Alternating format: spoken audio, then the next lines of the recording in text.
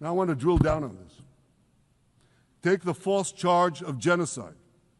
Israel is accused of deliberately targeting civilians. Ladies and gentlemen, the opposite is true. The head of urban warfare studies, Colonel John Spencer, he's perhaps the world's greatest expert on urban warfare. And he says, Israel is applying more measures to minimize civilian casualties than any military in history.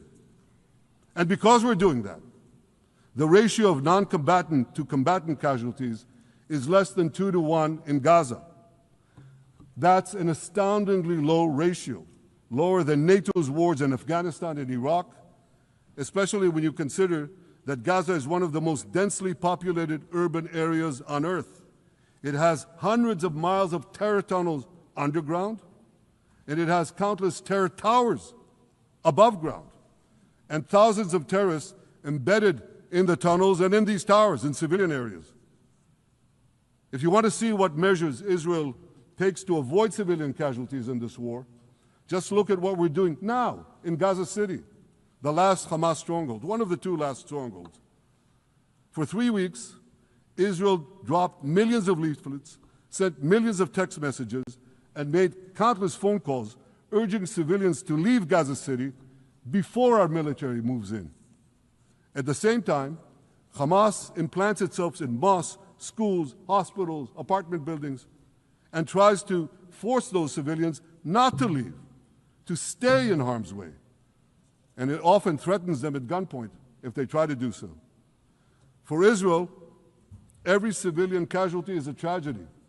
For Hamas, it's a strategy. Hamas uses civilians as human shields and as props in its sick propaganda war in Israel, against Israel, a propaganda war that the Western media buys hook, line, and sinker. Now, despite Hamas's threats, close to 700,000 Gazans, almost 750,000, have already heeded our calls and moved to safe zones. Now I want to ask you a simple question, a simple, logical question.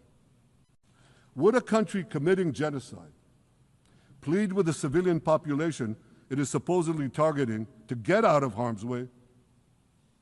Would we tell them, get out, if we want to commit genocide? We're trying to get them out. And Hamas is trying to keep them in. And this charge is so baseless.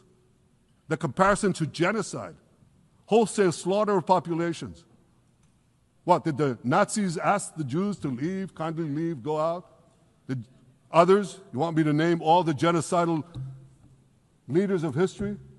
Just go one by one. Did anyone do this? Did they say, get out so we can come in? Of course not. So the truth has been turned on its head. Hamas, a genocidal terrorist organization whose charter calls for the murder of all Jews on the planet, this genocidal organization is given a pass. It's barely mentioned. While Israel, which does everything it can to get civilians out of harm's way, Israel is put in the dock. What a joke. You want to hear another one?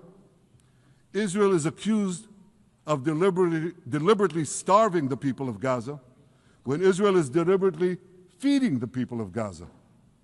Since the beginning of the war, Israel has let into Gaza more than 2 million tons of food and aid. That's 1 ton of aid for every man, woman, and child in Gaza. Nearly 3,000 calories per person per day. Some starvation policy. If there are Gazans who don't have enough food, it's because Hamas is stealing it. Hamas steals it, hoards it, and sells it at exorbitant prices to fight its war machine. Last month, even the UN, not exactly a supporter of Israel. You're supposed to laugh, by the way. Last month, even the UN admitted that Hamas and other armed groups looted 85% of the trucks. That's why you have deprivation.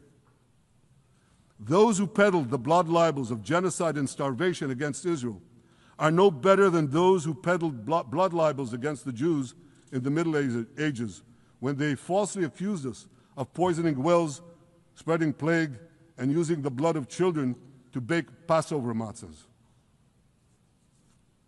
Anti-Semitism dies hard. In fact, it doesn't die at all. It just keeps coming back with its libelous lies,